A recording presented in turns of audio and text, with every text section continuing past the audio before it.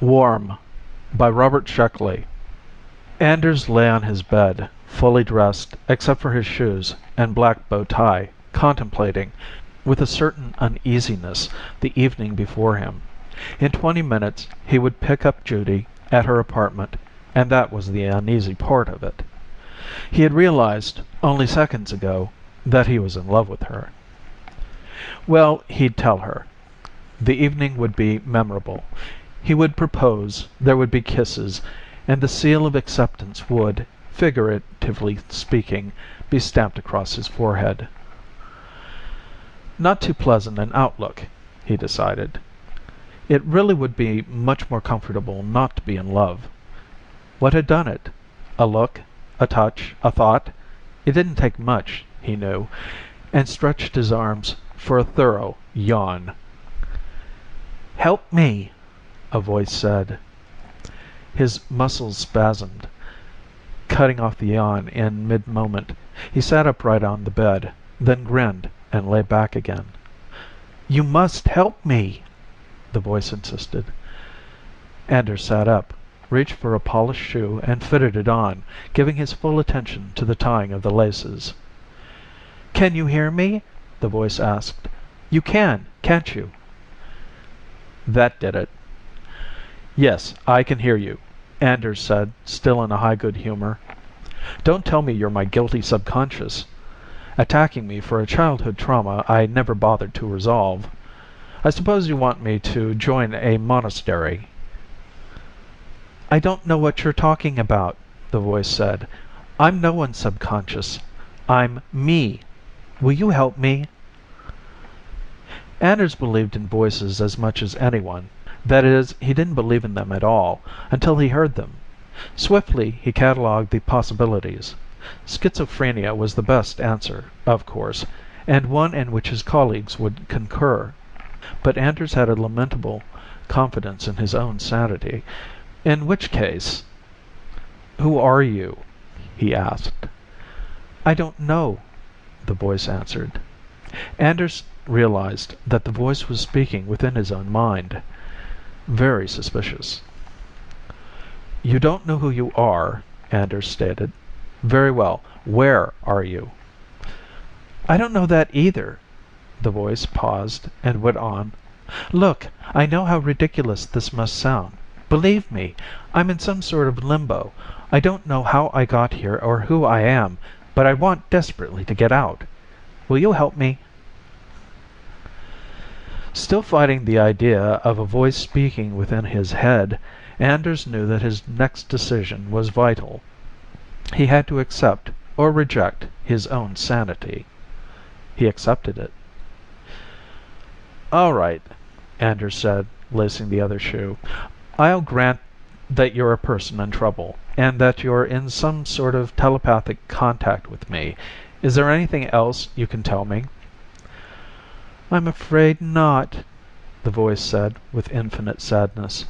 "You'll have to find out for yourself." "Can you contact anyone else?"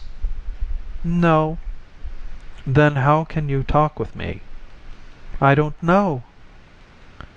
Anders walked to his bureau mirror and adjusted his black bow tie, whistling softly under his breath. Having just discovered that he was in love, he wasn't going to let a little thing like a voice in his mind disturb him. "I really don't see how I can be of any help," Anders said, brushing a bit of lint from his jacket. "You don't know where you are, and there don't seem to be any distinguishing landmarks. How am I to find you?" He turned and looked around the room to see if he'd forgotten anything. "I'll know when you're close," the voice said. "You were warm just then." Just then? All he had done was look around the room. He did so again, turning his head slowly. Then it happened. The room, from one angle, looked different. It was suddenly a mixture of muddled colors, instead of the carefully blended pastel shades he had selected. The lines of wall, floor, and ceiling were strangely off proportion, zigzag, unrelated. Then everything went back to normal. "You were Very warm, the voice said. It's a question of saying things correctly. Anders resisted the urge to scratch his head, for fear of disarranging his carefully combed hair. What he had seen wasn't so strange. Everyone sees one or two things in his life that make him doubt his normality, doubt sanity, doubt his very existence. For a moment, the orderly universe is disarranged and the fabric of belief is ripped. But the moment passes. Anders remembered once, as a boy, awakening in his room in the middle of the night. How strange everything had looked. Chairs, table, all out of proportion, swollen in the dark. The ceiling pressing down, as in a dream. But that had also passed. "Well, old man," he said, "if I get warm again, let me know." "I will," the voice in his head whispered. "I'm sure you'll find me." "I'm glad you're so sure," Anders said gaily, switched off the lights, and left. Lovely and smiling, Judy greeted him at the door. Looking at her, Anders sensed her knowledge of the moment. Had she felt the change in him, or predicted it? Or was love making him grin like an idiot? "Would you like a before-party drink?" she asked. He nodded, and she led him across the room to the improbable green and yellow couch. Sitting down, Anders decided he would tell her when she came back with the drink. No use in putting off the fatal moment. A lemming in love, he told himself. "You're getting warm again," the voice said. He had almost forgotten his invisible friend, or fiend as the case could well be. What would Judy say if she knew he was hearing voices? Little things like that, he reminded himself, often break up the best of romances. "Here," she said, handing him a drink. Still smiling, he noticed the number 2 smile. To a prospective suitor, provocative and understanding. It had been preceded, in their relationship, by the number 1 nice girl smile, the don't misunderstand me smile, to be worn on all occasions, until the correct words have been mumbled. "That's right," the voice said. "It's in how you look at things." "Look at what?" Anders glanced at Judy, annoyed at his thoughts. If he was going to play the lover, let him play it. Even through the astigmatic haze of love, he was able to appreciate her blue-gray eyes, her fine skin, if one overlooked a tiny blemish on the left temple. Her lips, slightly reshaped by lipstick. "How did your classes go today?" she asked. Well, of course she'd ask that, Anders thought. Love is marking time. "All right," he said, "teaching psychology to young apes." "Oh, come now." "Warmer," the voice said. What's the matter with me? Anders wondered. She really is a lovely girl. The gestalt that is Judy, a pattern of thoughts, expressions, movements, making up the girl I what? Love? Anders shifted his long body uncertainly on the couch. He didn't quite understand how this train of thought had begun. It annoyed him. The analytical young instructor was better off in the classroom. Couldn't science wait until 9:10 in the morning? "I was thinking about you today," Judy said, and Anders knew that she had sensed the change in his mood. "Do you see?" the voice asked him. "You are getting much better at it." "I don't see anything," Anders thought, but the voice was right. It was as though he had a clear line of inspection into Judy's mind. Her feelings were nakedly apparent to him, as meaningless as his room had been in that flash of undistorted thought. "I really was thinking about you," she repeated. "Now look," the voice said. Anders, watching the expressions on Judy's face, felt the strangeness descend on him. He was back in the nightmare perception of that moment in his room. This time it was as though he were watching a machine in a laboratory. The object of this operation was the evocation and preservation of a particular mood. The machine goes through a searching process, invoking trains of ideas to achieve the desired end. "Oh, were you?" he asked, amazed at his new perspective. "Yes. I wondered what you were doing at noon," the reactive machine opposite him on the couch said, expanding its shapely chest slightly. "Good," the voice said, commending him for his perception. "Dreaming of you, of course," he said to the flesh-clad skeleton behind the total Gestalt Judy. The flesh machine rearranged its limbs, widened its mouth to denote pleasure. The mechanism searched through a complex of fears, hopes, worries, through half-remembrances of analogous situations, analogous solutions. And this was what he loved. Anders saw too clearly and hated himself for seeing. Through his new nightmare perception, the absurdity of the entire room struck him. "Were you really?" the articulating skeleton asked him. "You're coming closer," the voice whispered. To what? The personality? There was no such thing. There was no true cohesion, no depth, nothing except a web of surface reactions, stretched across automatic visceral movements. He was coming closer to the truth. "Sure," he said sourly. The machine stirred, searching for a response. Anders felt a quick tremor of fear at the sheer alien quality of his viewpoint. His sense of formalism had been slowed off, his agreed-upon reactions bypassed. What would be revealed next? He was seeing clearly, he realized, as perhaps no man had ever seen before. It was an oddly exhilarating thought. But could he still return to normality? "Can I get you a drink?" the reaction machine asked. At that moment, Anders was as thoroughly out of love as a man could be. Viewing one's intended as a depersonalized, sexless piece of machinery is not especially conducive to love, but it is quite stimulating intellectually.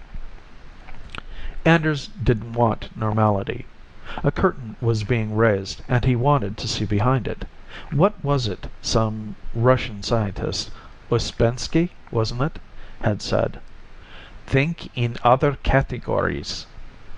That was what he was doing, and would continue to do. "Goodbye," he said suddenly.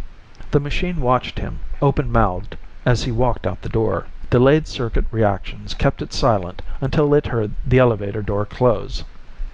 "You were very warm in there," the voice within his head whispered, once he was on the street. "But you still don't understand everything." "Tell me then," Anders said, marveling a little at his equanimity. In an hour he had bridged the gap to a completely different viewpoint, yet it seemed perfectly natural. "I can't," the voice said. "You must find it yourself." "Well, let's see now," Anders began. He looked around at the masses of masonry, the convention of streets cutting through the architectural piles. "Human life," he said, "is a series of conventions. When you look at a girl, you're supposed to see a pattern, not the underlying formlessness." "That's true," the voice agreed, but with a shade of doubt. "Basically, there is no form.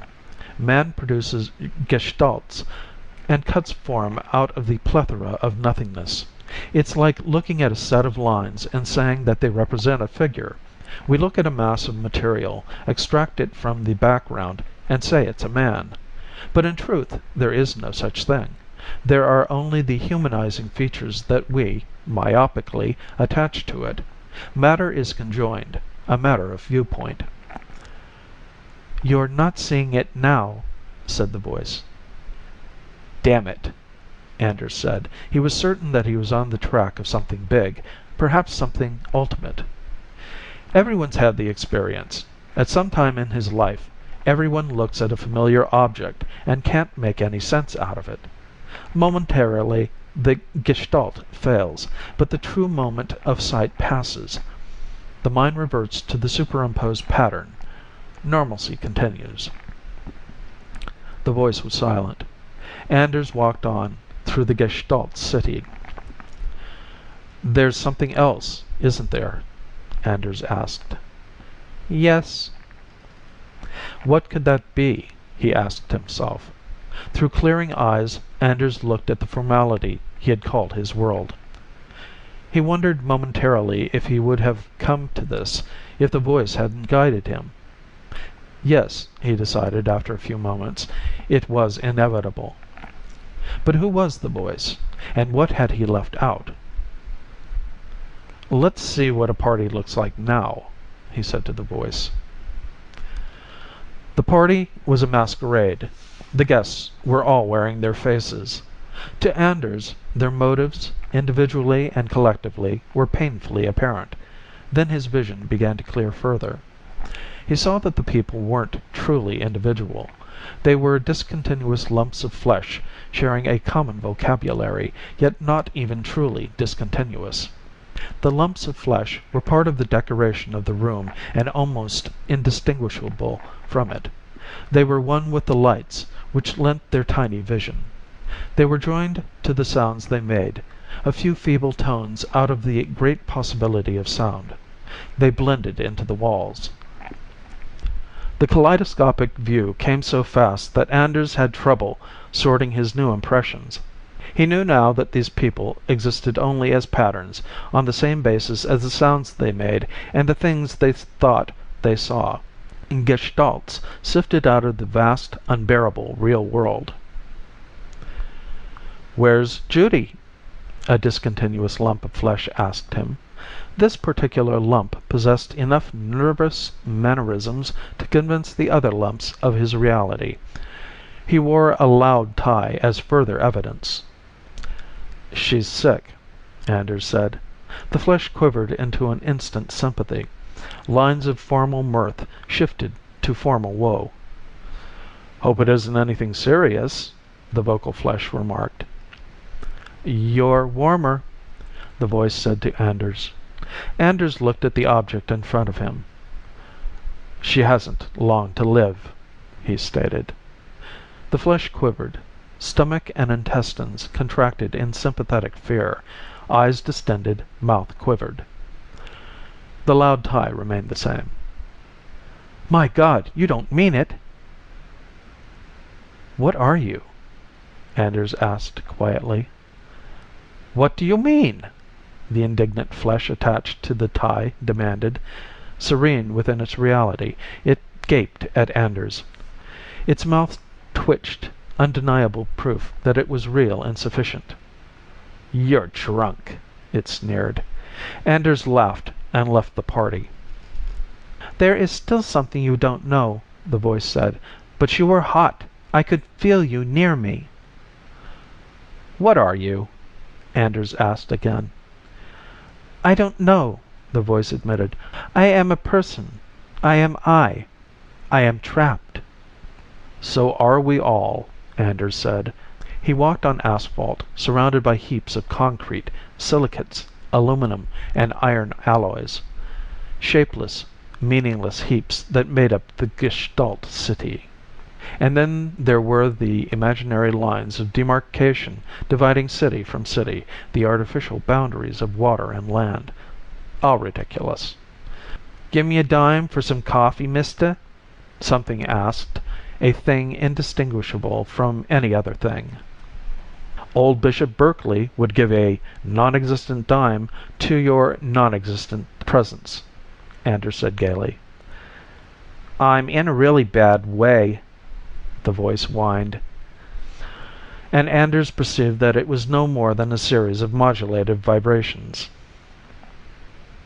Yes, go on, the voice commanded. If you could spare me a quarter, the vibrations said, with a deep pretense at meaning. No, what was there behind the senseless patterns? Flesh, mass. What was that? All made up of atoms. I'm really hungry, the intricately arranged atoms muttered. All atoms conjoined. There were no true separations between atom and atom. Flesh was stone, stone was light. Anders looked at the masses of atoms that were pretending to solidity, meaning, and reason. Can't you help me?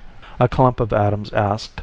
But the clump was identical with all the other atoms. Once you ignored the superimposed patterns, you could see the atoms were random, scattered. I don't believe in you, Anders said. The pile of atoms was gone. Yes, the voice cried. Yes! I don't believe in any of it, Anders said. After all, what was an atom? Go on, the voice shouted. You're hot. Go on. What was an atom? An empty space surrounded by an empty space. Absurd. Then it's all false, Anders said, and he was alone under the stars.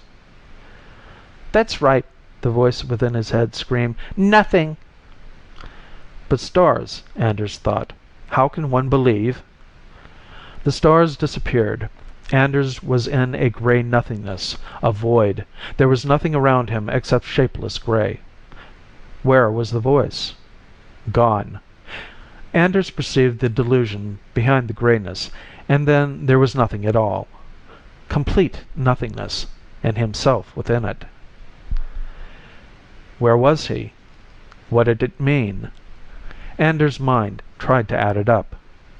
Impossible. That couldn't be true. Again the score was tabulated, but Anders' mind couldn't accept the total. In desperation, the overloaded mind erased the figures, eradicated the knowledge, erased itself. Where am I? In nothingness, alone, trapped. Who am I?